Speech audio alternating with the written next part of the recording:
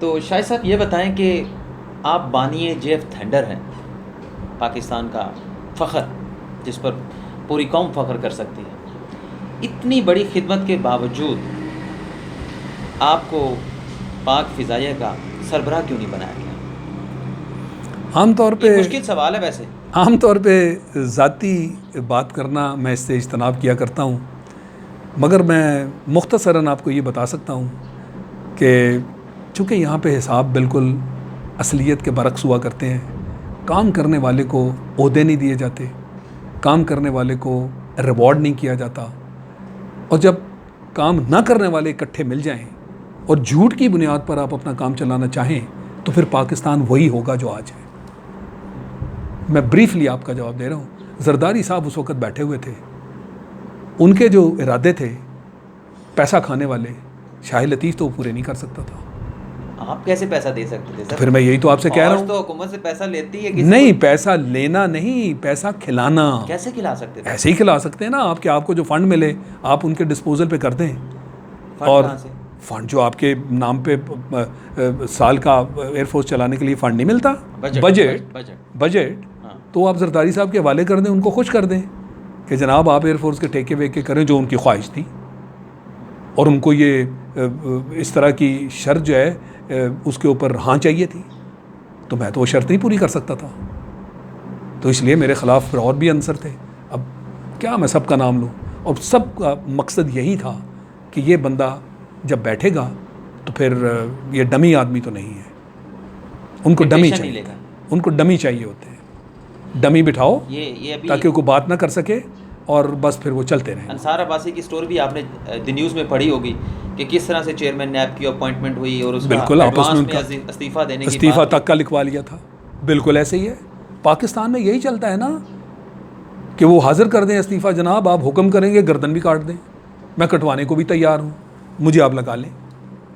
तो इसलिए ये इसके सारे जवाबात मैं समझता हूँ आपने मेरी ज़ुबान से तो सुन लिए। बहरहाल हकीकत यही है सर, ये मुल्कों की तरक्की ऐसे नहीं हुआ करती जिसको आप, अब तो तहरीक इंसाफ है ना जो कहती थी मेरिट बेस्ड, तो ये आज जो टीम बनी है वो मेरिट बेस्ड है। वो टीम डिलीवर क्यों नहीं कर पा रही? मेरिट वाले लोग डिलीवर किया करते हैं, तो इसलिए अगर डिलीवर नहीं कर पा रहे तो फिर ये मेरिट बेस्ड नहीं है। हर एक की तफसील में जाना मुनासिब भी नहीं, पर जब मेरिट वाले लोग अपनी जगह पे नहीं बैठेंगे तो फिर डिलीवर नहीं होगा। छोटी छोटी चीज़ें कि बच्चे के फिजिक्स के प्रैक्टिकल के नंबर लगवा लिए, बिल्कुल ऐसे ही है, बिल्कुल ऐसी है। छोटी बातें, छोटे लोग हैं ना, छोटे लोगों का दारोमदार छोटी चीज़ों पर ही हुआ करता है, वो बड़ी चीज़ों का नहीं सोच सकते। मुल्क के लिए आपको एक स्ट्रैटेजी चाहिए होती है, ये टैक्टिक्स नहीं है, ये स्ट्रैटेजी है लॉन्ग टर्म जिसको आप बात करते हैं। एक फ़िलॉसफी चाहिए होती है, एक बयानिया चाहिए होता है। बयानिया तो उसकी तारीफ़ हम यहाँ करते हैं जो दुश्मन का बयानिया है। तो ये मुल्क को आगे ले जाने वाले लोग हैं। सर जी, हमारा जो JF थंडर है, ये जो हमारा पूरा प्रोग्राम है, क्या कभी जब आप इसके हेड थे या उसके बाद भी अब कहीं आपको कोई ऐसी बात सुनने को मिली? क्योंकि दुश्मन तो हमेशा थाक में रहता है और हसद करता है हमारे इस प्रोग्राम से कि इस प्रोग्राम को किसी तरह से रोल बैक कराया जाए, इसको यहाँ पे ख़त्म कराया जाए। कोई इस किस्म की भी चीज़ें सामने आई सर जब आप भी थे इसके हेड, या उसके बाद आपको कुछ सुनने में मिली? जो आपने कहा ना जी कि आपको क्यों नहीं आपकी जगह पे बिठाया गया, एक मुतालबात में से मुतालबा ये भी था कि इसको रोल बैक किया जाए। अब मैं मज़ीद नाम नहीं लूँगा, पर यह मुतालबा था। लेकिन क्यों था ये मुतालबा? ये इसलिए मुतालबा था ना कि पाकिस्तान के साथ अगर आपकी अटैचमेंट हो तो कभी आप ये मुतालबा कर सकते हैं, और उस शख्स से जिसने अपना खून पसीना बहाया हो इसको बनाने में, उससे आप मुतालबा करना चाहते हैं। कितने साल दिए सर आपने JF थंडर? मैंने कम से कम 10 साल दिए इस प्रोग्राम के अंदर। पहले मैं डिप्टी प्रोजेक्ट डायरेक्टर था, फिर मैं प्रोजेक्ट डायरेक्टर बना, चीफ प्रोजेक्ट डायरेक्टर CPD, और इसको बनाने में दिन रात एक कर दिया, तब ये जाके काम हुआ। ये काम करना आसान नहीं है। भारत फेल हो गया, हमसे आगे था अपना जहाज़ बनाने में, लाइट कॉम्बैट एयरक्राफ्ट, वो फेल हो गए। यही वजह है कि आज उनके यहाँ फ्लाइंग कॉफन्स जो है वो फ्लाई करते हैं, आपके यहाँ फ्लाइंग कॉफन्स नहीं है। सर, आपको दुख हुआ या शदीद किस्म का गुस्सा है जब इस किस्म की बात इनडायरेक्टली या डायरेक्टली आपको की गई कि इस प्रोग्राम को रोल बैक किया जाए? नहीं, मैंने साफ कह दिया कि मैं तो नहीं कर सकता, किसी और को नहीं है। नहीं, दुख या पेन? ऑफ कोर्स तकलीफ तो है, तकलीफ़ क्यों नहीं है, ये JF-17 ऐसे तो नहीं बनाया था। और आप सिर्फ JF-17 की बात करते हैं। मेरा स्टार्ट एकेडमी से हुआ था स्वॉर्ड ऑफ ऑनर। हाँ। मैं पहले 6 F-16 का में से एक पायलट था। पहला F-16 पाकिस्तान में लैंड करने का एजाज़ मेरे परवरदिगार ने मुझे दिया। ये JF-17 उसके बाद की कहानी है। और इन सारी चीज़ों की बुनियाद पर उस वक़्त के जो एयर चीफ मार्शल थे, उन्होंने मुझे चीफ प्रोजेक्ट डायरेक्टर बनाया कि सारा तजर्बा है, जो काम किया मेहनत से किया, कामयाबी हासिल की। मैं एकेडमी में उनका स्टूडेंट भी था और उनको फ़ख्र था कि मेरा स्टूडेंट है। मैं वाहिद उनका स्टूडेंट था जितने भी उन्होंने तैयार किए थे जिसने स्वॉर्ड ऑफ ऑनर ली थी। उन्हें एतमाद था कि ये शख्स ये काम मुकम्मल करेगा। ये तकरीबन ऐसा काम था जो ना होने के मुतरादिफ समझो, क्योंकि मुझसे पहले भी इस काम को लोग कोशिश इसकी कर चुके थे, मगर ये काम नहीं हुआ था। सर जी, ये एक ऐसा सवाल है जो मैं आपसे पूछने के लिए जा रहा हूँ। फ़ौज एक मुकम्मल एक इदारा है जिसे कहा जाता है कि अपने पाँव पे खड़ा है, सिस्टम के तहत चीज़ें चलती हैं। आपने इतना अरसा फ़िज़ाइया में गुजारा, आपके नज़दीक सबसे प्रोफेशनल पाक फ़िज़ाइया का सरबराह कौन आया? मेरा ख्याल है इसमें कोई दो राय नहीं होनी चाहिए। हमारे पहले जो दोनों एयर चीफ्स थे, air marshal Asghar Khan, air marshal Nur Khan, बग़ैर किसी शक व शुबा के वो कामयाब तरीन हमारे लीडर्स थे।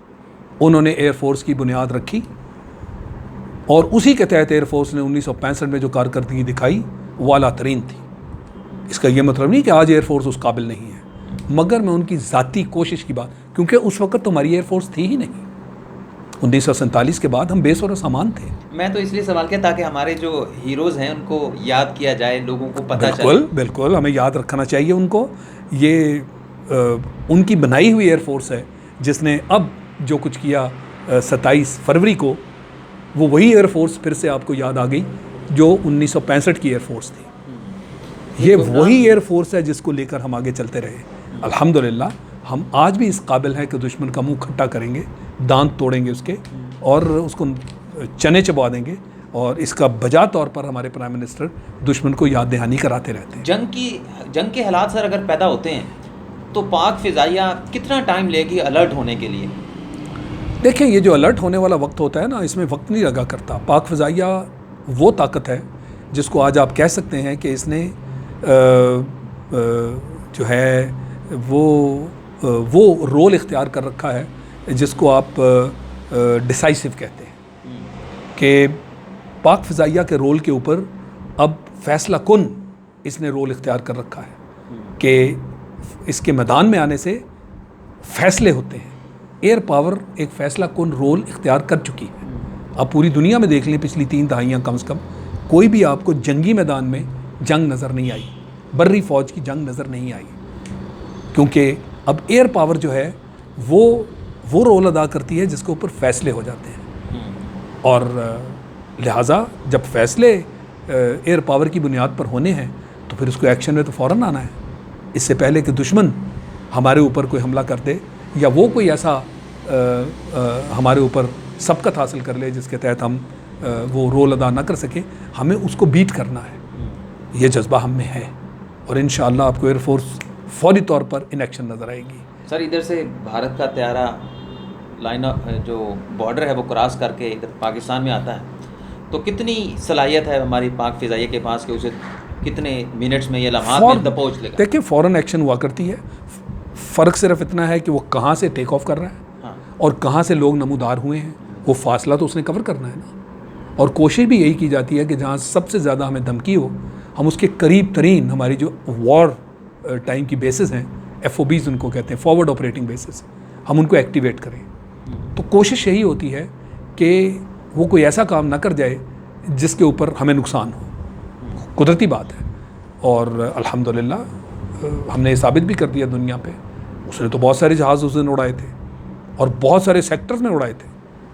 हम उसी सेक्टर में उसको जवाब देने गए जिस पे उसने हमारे ऊपर बालाकोट में अटैक किया था, क्योंकि प्राइम मिनिस्टर ने कहा था कि हम ईंट का जवाब पत्थर से देंगे। हाँ, कहाँ देंगे, कब देंगे, क्या वक्त होगा, सर, वो हम फैसला करेंगे। हम ये क्यों कहते हैं कि ईंट का जवाब पत्थर से देंगे? ईंट तो उसने मार दी है सर, कश्मीर में मोदी ने। ठीक है, तो हम क्यों नहीं पत्थर मार रहे सर अब? नहीं, उस तरफ हम ना लेकर जाए ना। एक लेवल हुआ करता है ना। आप जंग में यकदम डालने की जो बात करते हैं, हम ईंट का जवाब पत्थर से उस सूरत में बात करते हैं जहाँ फिज़िकल फोर्स इन्वॉल्व होती है। अब आप आ जाते हैं स्ट्रेटजी की तरफ, अब आप आ जाते हैं सफारतकारी की तरफ, अब आप आ जाते हैं न्यूक्लियर जंग की तरफ। ये फैसले जज्बाती नहीं हुआ करते, फिर हमने उसे भुगतना भी है। कोई ऐसा काम ना आप कर जाएं कि आपके हाथ में ना रहे चीज़। बिल्कुल हम वार्निंग दे रहे हैं कि अभी शाह महमूद साहब ने जो बात की है, एक्सीडेंटल वॉर, कि जो हालात आप पैदा कर रहे हैं किसी वक्त भी जंग चढ़ सकती है। और जंग के अंदर भी उन्होंने कह दिया कि ये जो एटमी जंग है इसके ऊपर कंट्रोल नहीं हुआ करता। किसी एक दोनों साइड्स की गलती से अगर एटमी जंग छिड़ती है उसका कंट्रोल ख़त्म, ना हम बचेंगे ना आप बचेंगे सर। अमेरिका और दुनिया के लिए आप ख़तरा बन गए। इसके जो क्लाउड्स फॉर्म होते हैं ये पूरी दुनिया में पहुंचेंगे, तो इससे बचेगा कोई नहीं। हमारा यही काम है ना, फिलहाल हम वार्निंग दे रहे हैं, और ये गलत वार्निंग नहीं है। हम वाकई एटमी ताकत हैं, बिल्कुल वो हमने 90s में साबित कर दिया था। दुनिया मान तो अब उससे पहले तो भारत ये भी अफवाह फैलाता था ना कि ये तो एटमी ताकत है ही नहीं। अब तो हम हैं, दुनिया मानती है, तो फिर इस बात को भी मानो कि इसका जो असर है वो तुम्हारे ऊपर भी होगा। और अगर इसको मानते हो तो इसको भारत को रोको। हम तो यही बात कर रहे हैं सर। भारत के खिलाफ ये जंग अगर छिड़ जाती है, मेरे मुंह से ये सवाल अदा हो रहा है, अल्लाह ना करे ऐसा हो और मसला कश्मीर ऐसे ही मुज़ाकरात के ज़रिए हल हो जाए, टेबल के ऊपर हल हो जाए। अगर ये मार्का लगता है, क्या पाकिस्तान भारत के खिलाफ F-16 भी इस्तेमाल कर सकता है? क्यों नहीं कर सकता। F-16 जो नए आए थे उसका जो कॉन्ट्रैक्ट था वो सारा मुकम्मल करने वाला मैं ज़ाती तौर पे था, मैं उस वक्त उस ओहदे पर था। क्योंकि एक तासुर है कि पाकिस्तान इंडिया के खिलाफ नहीं इस्तेमाल। ऐसी बात नहीं है, ये गलत तासुर है। और उस वक्त जब ये बात हुई थी मैंने अखबार में इसका बयान दिया था, अंसार अब्बासी ने मेरी पूरी स्टेटमेंट कोट की थी। ये अफवाहें हैं जो हिंदुस्तान और इस जैसे मुल्क फैलाते हैं। कभी ऐसी बात हमने ख़रीदे हैं ना, आप मुझे कैसे रोक सकते हैं उस चीज़ से जो मैं ख़रीद चुका हूँ आपसे। वो अब मेरी चीज़ है, वो आपकी नहीं है।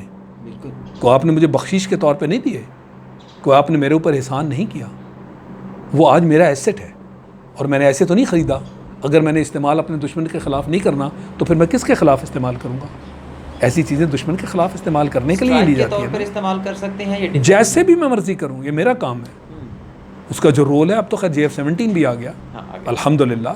हमें अमेरिका कोई थ्रेट नहीं कर सकता। पहले तो उसके पास सबसे बड़ी धमकी यही थी कि F-16 रोक दूंगा, जो कि उसने 90 की दिहाई में रोके थे। जब उसने 90 की दिहाई में मेरे जहाज़ भी रोक लिए, $658 मिलियन में दे चुका था।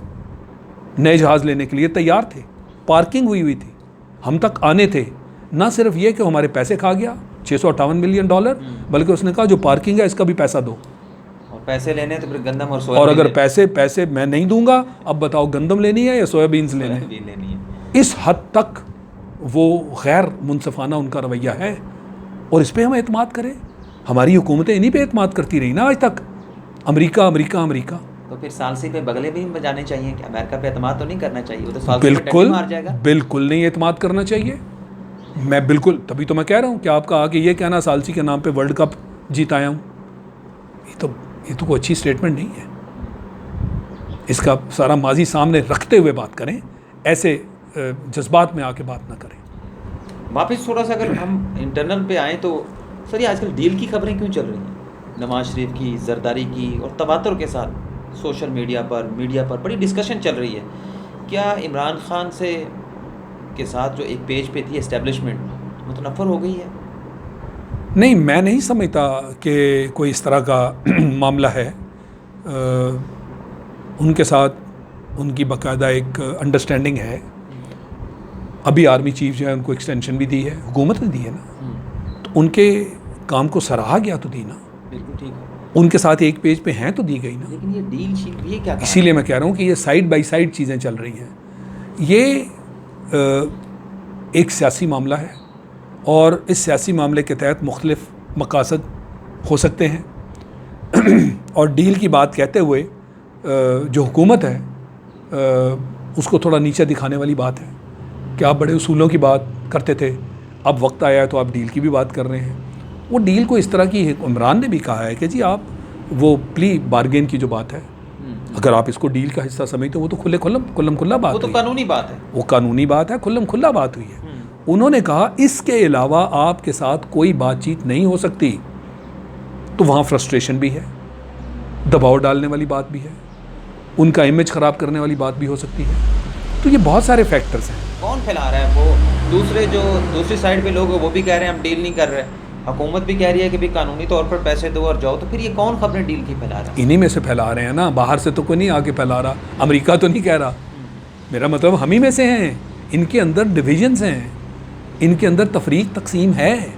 वो जो फॉरवर्ड ब्लॉक, तो इस तरह की बातचीत हम करते हैं। कुछ लोग हैं जिनका इस तरह का रवैया है कि डील हो जानी चाहिए, मामले सेटल होने चाहिए, हम भी दोबारा मैदान में आएँ। हम तो मैदान से ही खारिज कर दिए गए। तो हर एक का अपना अपना, जैसे मैंने कहा, मफाद वाली बात है। और बहरहाल मैं इस डील को हरगिज़ नहीं देखता और ना इमरान खान को डील दे सकते हैं। इमरान खान उम्मीद हैं इस वक्त? उम्मीद है, बिल्कुल है। अगर इमरान खान नाकाम हुए तो फिर उम्मीद किस पे जाएगी सर? फिर तो कुछ ही नहीं रहेगा, पीछे लीडर नहीं बचेगा। नहीं, फिर तो मेरे ख्याल में मैदान जो है वो बिल्कुल खुला होगा। और मैं तो ना सोचना चाहता हूँ, ना मैं इसके बारे में आपको कोई इस तरह का जवाब देना चाहता हूँ कि हमारी नज़र में ऐसे है। और ये जो दोनों ताकतें हैं जिनको बदला गया और अभी तक इनका गुस्सा ठंडा नहीं हो रहा, क्योंकि उन्होंने तो कभी ऐसा सोचा भी नहीं था। उनके मुताबिक ये 22 साल से 20 साल से एक शख्स चल रहा था और उसको हुकूमत के करीब नहीं आने दिया जा रहा था। नवाज़ शरीफ साहब जो हैं वो 2025-2030 की बातें कर रहे थे। तो इसलिए ये मामले जो हैं ये इनकी चाहत के मुताबिक नहीं हैं। और मैं नहीं सोचना चाहता कि खुदा ना करे ऐसा हो। मैं अभी भी चाहता हूँ कि ये हुकूमत कामयाब हो। मैं अभी भी चाहता हूँ कि पाकिस्तान का नक्शा बदले। मैं अभी भी चाहता हूँ कि पाकिस्तान तरक्की करे। उन दो को तो हम आजमा चुके हैं, उनसे हमें